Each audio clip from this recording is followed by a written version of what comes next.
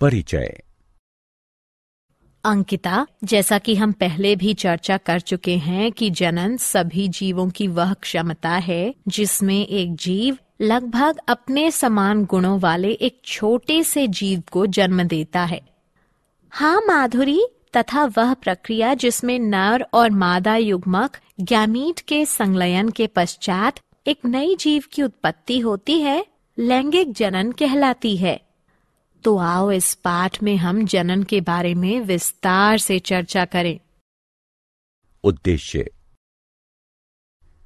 इस पाठ के अंत में आप निम्न करने में सक्षम हो जाएंगे: लैंगिक जनन को परिभाषित करना, मानव में लैंगिक जनन को समझना, यौवनारंभ को समझना, किशोरावस्था में होने वाले परिवर्तनों को पहचानना, नर जनन अंगों को पहचानना, मादा जनन अंगों को पहचानना, मानव में जनन प्रक्रिया को समझना, ऋतुस्राव रजोधर्म को समझना। मानव में लैंगिक जनन। मनुष्य एक लिंगी या एकालिंगाश्रयी होते हैं। दो लिंग निश्चित बाह्य अकार्यकी लक्षणों, जिन्हें द्वितीयक लैंगिक गुण कहते हैं, उसमें भी भिन्न होते हैं। इसे लैंगिक द्विरूपता कहते हैं। मानव में जनन अंग नर में वृषण और मादा में अंडाशय यौवनारंभ की प्राप्ति के पश्चात कार्य करना प्रारंभ कर देते हैं। यौवनारंभ या लैंगिक परिपक्वता। किशोरावस्था के दौरान यानी समय में यौवनारंभ लैंगिक परिपक्वता की वो अवधि है जिसमें जनन अंग सक्रिय हो जाते हैं। मानव नरों में लैंगिक परिपक्वता 13-14 वर्ष की आयु में, जबकि मादाओं में 10-12 वर्ष की आयु में प्रारंभ हो जाती है।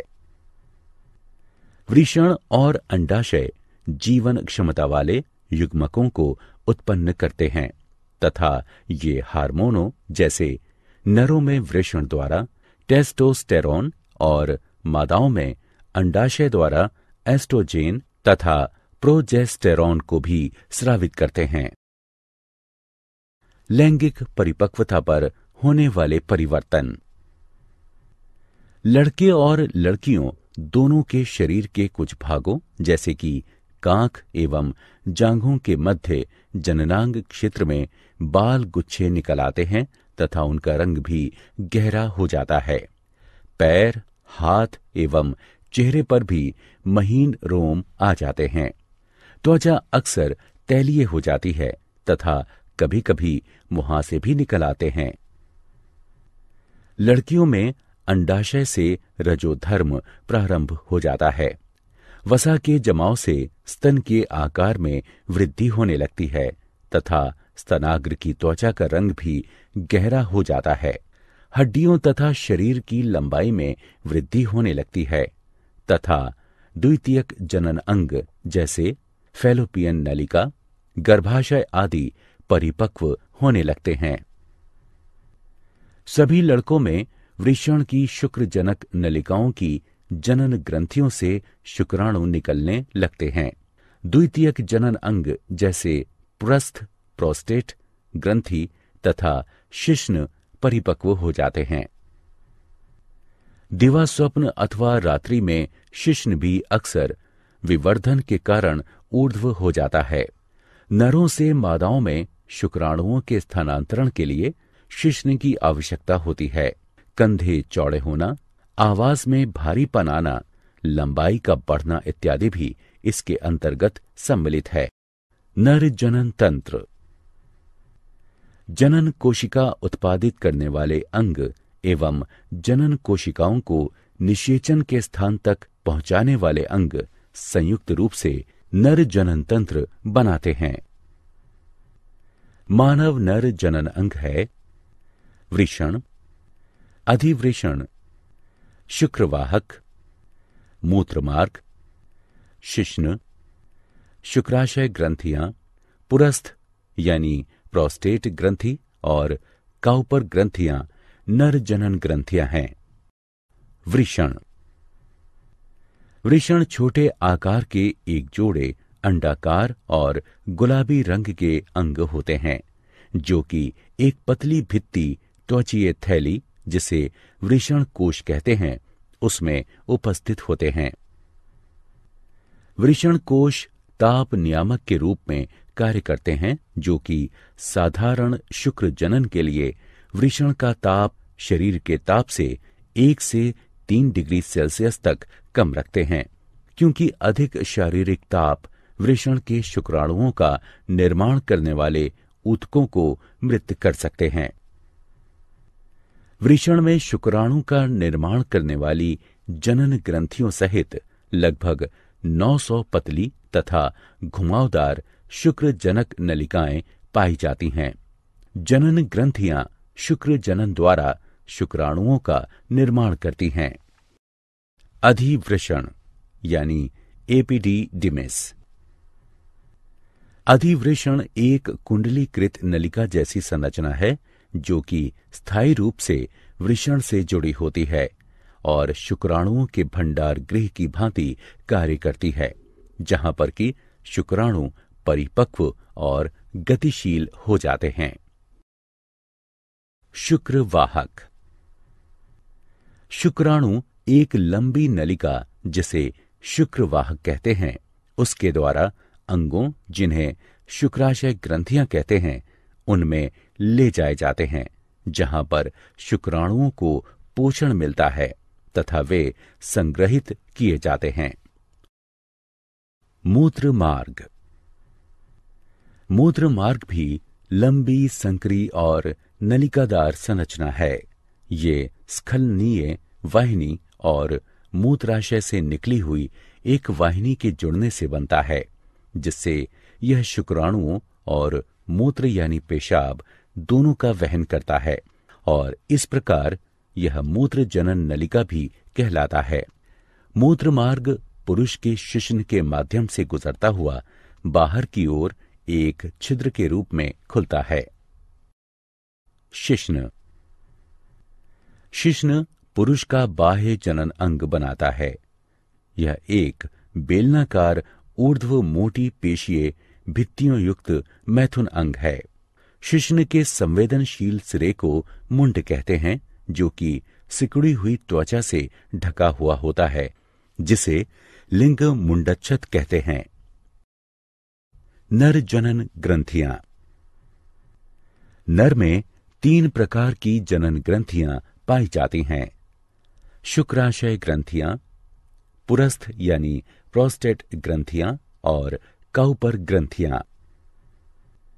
शुक्राशय ग्रंथियां एक जोड़ी पतली भित्ति युक्त पेशीय लंबी पुट्टियां यानी सैक होती हैं, जो कि शुक्राणुओं के पोषण के लिए तरल स्रावित करती हैं।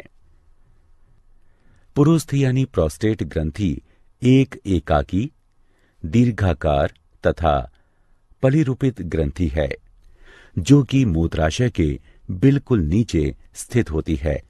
यह तरल स्रावित करती है, जो कि मूत्र मार्ग में मुक्त किया जाता है। काउपर ग्रंथियां एक जोड़ी सफेद मटर के बीज के आकार की ग्रंथियां हैं, जो कि शिश्न के आधार पर उपस्थित होती हैं। यह क्षारीय वीर्य का स्रावण करती हैं, जो कि मूत्र की अम्लता को उदासीन करता है तथा शुक्राणुओं को सक्रिय करता है और शुक्राणुओं को पोषण प्रदान करता है। शुक्राणु। पुरुष शुक्राणु अति सूक्ष्म, गतिशील और कशाभीय युग्मक होता है।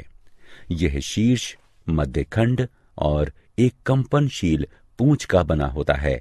यह अंडाणु के साथ संलयित होता है और जनक जीन को संतति तक पहुंचाता है। सही विकल्प को उठाकर उसके संगत बॉक्स में रखें।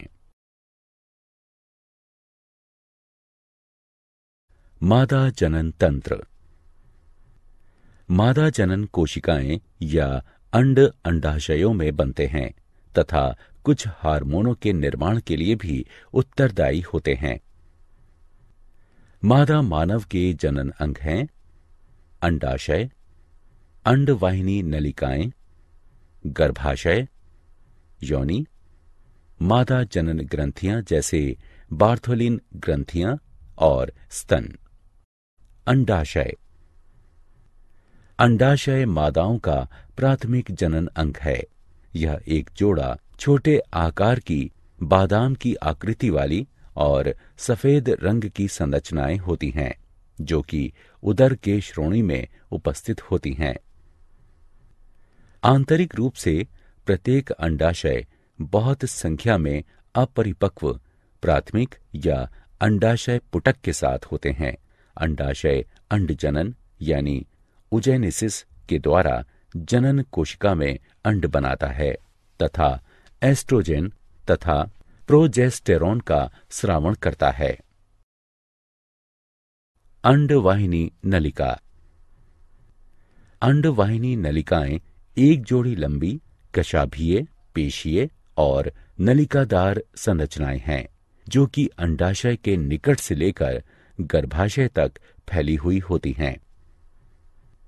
प्रत्येक अंडवाहिनी नलिका का बाहरी भाग अंडाशय के निकट स्थित होता है। इसमें एक चौड़ा छिद्र होता है जिसे ऑस्टियम कहते हैं और अंडाशय के द्वारा निकले हुए अंड को प्राप्त करने के लिए अंगुली सदृश प्रक्षेप होते हैं, जिन्हें झालर यानी फिम्बरी कहते हैं। गर्भाशय।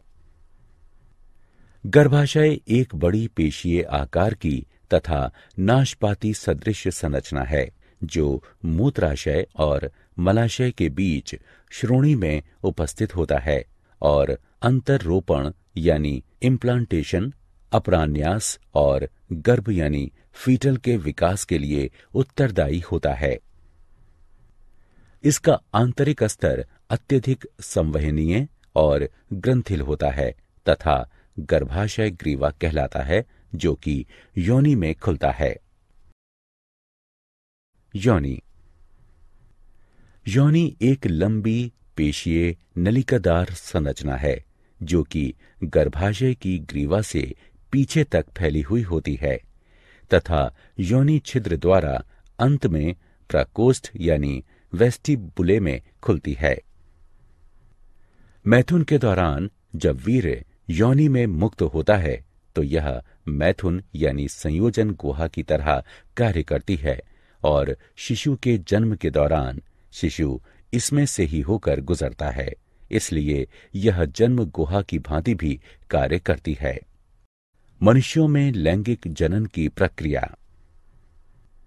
नर युग्मक या शुक्राणु अति सक्रिय तथा गतिशील होते हैं, जो गर्भाशय ग्रीवा के द्वारा गर्भाशय में गति करते हैं और अंडवाहिनी नलिकाओं में पहुंच जाते हैं।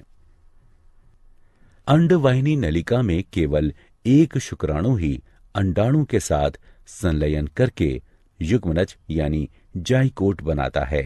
इसे निषेचन कहते हैं। यह केवल अंडोत्सर्ग काल के दौरान शुक्राणु अंडवाहिनी नलिका में प्रवेश करने पर ही होता है। अंडवाहिनी नलिका में युग्मनज यानी जाइकोट का भ्रूणीय परिवर्तन यानी विकास तुरंत प्रारंभ हो जाता है तथा सगर्भता यानी गर्भावस्था शुरू हो जाती है, जबकि ऋतुस्राव यानी रजोधर्म बंद हो जाता है। भ्रूण गर्भाशय में पहुंचने के लिए नीचे चला जाता है। गर्भाशय की मोटी भीतरी परत में भ्रूण का अंतः स्थापित होना ही अंतरोपण कहलाता है। तब गर्भाशय की दीवार और भ्रूण के मध्य एक विशेष ऊतक, जिसे अपरा कहते हैं, उसका विकास हो जाता है, जो कि भ्रूण को ऑक्सीजन तथा पोषण की आपूर्ति एवं कार्बन डाइऑक्साइड तथा भ्रूण द्वारा उत्पन्न उत्सर्जी अवशिष्ट पदार्थों को बाहर निकालने का कार्य करता है। गर्भाशय के अंदर गर्भ यानी फीटल के विकास से लेकर बच्चे के जन्म की अवधि को गर्भावधि यानी जेस्टेशन कहते हैं। गर्भावधि यानी जेस्टेशन के अंत पर पूर्ण विकसित गर्भ यानी फीटल को जन्म देने की प्रक्रिया को प्रसव यानी पार्ट्यूरेशन कहते हैं। मां के शरीर के अंदर बच्चे के विकास की प्रक्रिया में लगभग 9 महीने का समय लगता है। ऋतुस्राव यानी रजोधर्म। रक्तवाहिका के साथ योनि से रक्तस्राव के रूप में गर्भाशय की मोटी और मुलायम आंतरिक दीवारों के टूटने तथा हटने को ऋतुस्राव यानी रजोधर्म कहते हैं। अंडाशय और गर्भाशय में प्रत्येक 28 दिन या 1 महीने बाद आत्व बहाव की घटना का चक्र होता है, जिसे मादा मानवों में आत्व चक्र यानी मेंस्ट्रुअल साइकिल या लैंगिक चक्र कहते हैं। यह चक्र 2 से 8 दिनों तक चलता है। सही विकल्प को उठाकर उसके संगत बॉक्स में रखें।